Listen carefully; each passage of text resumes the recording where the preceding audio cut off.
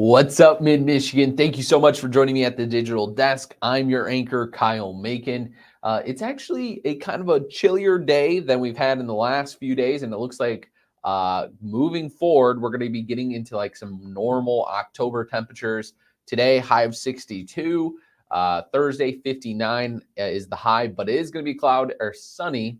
And then on Friday, it looks like we might be expecting a little rain.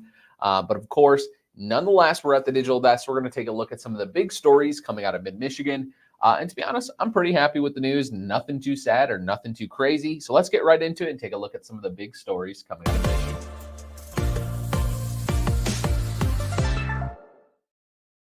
All righty. So there is the biggest story that kind of came out this morning that broke is that there's a water shutdown in Davison Township following a water main break. Several areas of Davison Township will have no water due to a water main break. As you can see here is just kind of the water main that's out of service there. So they're not getting any water in that area. But on Wednesday morning, Genesee County Drain Commissioner's office said that they discovered a water main break at Irish Road and Court Street intersection. Crews are actually on scene helping make those repairs. But unfortunately, that water surface was shut off around 9 a.m. and it's expected to be off for about 8 hours while those repairs occur.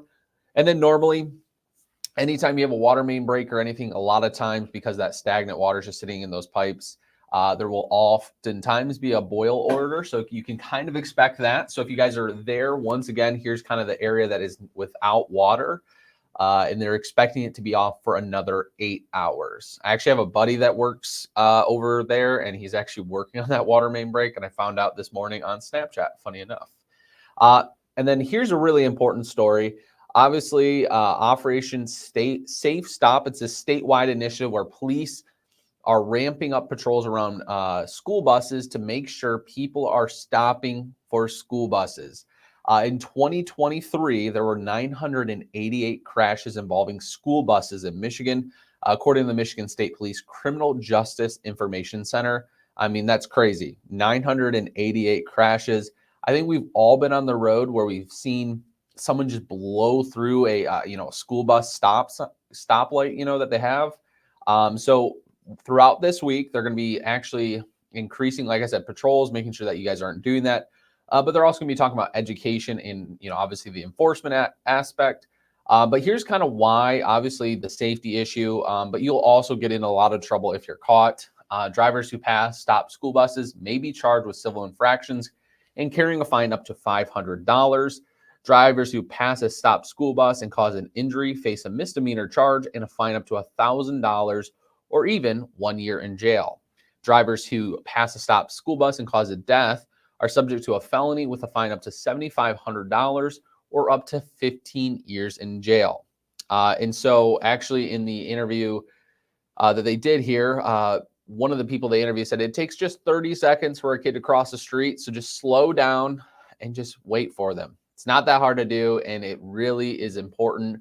So you make sure we keep those kids safe and also the school bus drivers and all that, and yourself safe. So make sure to slow down and expect that police are going to be out in extra, amounts to make sure that you guys are stopping. So make sure to do that so you don't get in trouble and you keep everyone safe. Now, another story completely out of our viewing range, but this story is crazy. So it's over in Australia that this happened. It's just this incredible rescue. This woman was rescued after spending hours hanging by her feet between boulders. So she ended up falling into a 10 feet deep little hole, little crevice right here. I mean, you can see how far she is. Obviously, there's her toes. And she fell all the way in there. But what is so cool about this story is that a specialized rescue crew, I mean, this would have probably turned out deadly. Thankfully she got the rescue, but a specialized rescue crew arrived there with a hardwood frame to secure themselves. And then what they did is they actually lifted 1,000-pound boulder, freeing the woman who only had some cuts and scrapes. But I mean, I think anyone, even if you're not even claustrophobic, I think this would probably be one of the worst things to go through, especially. But thankfully, she was rescued. And yeah, and so actually one of the people on the scene, he said he's been 10 years as a rescue paramedic and he's never encountered something like that. And then actually the person that it happened to, Matilda Campbell, said she wanted to give the biggest shout out to my friends, the team who worked so hard to get me out. I'm forever thankful, as most likely I would not be here today. I love you guys and you mean the world to me. But she also described herself as the most accident prone person ever.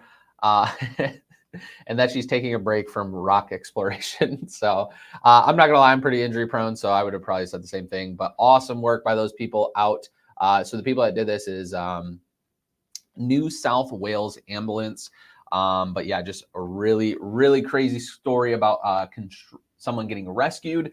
But yeah, that's pretty much all the time I have at the digital desk today. Today, I'm going to be working on a story about some zoo renovations that just happened at the Wilderness Trail Zoo that they're just continuously adding on. They have a new director, and that new director is bringing a lot of cool stuff there. So I'll be doing a little package on that tonight at 6, 10, and 11 on Mid-Michigan Now.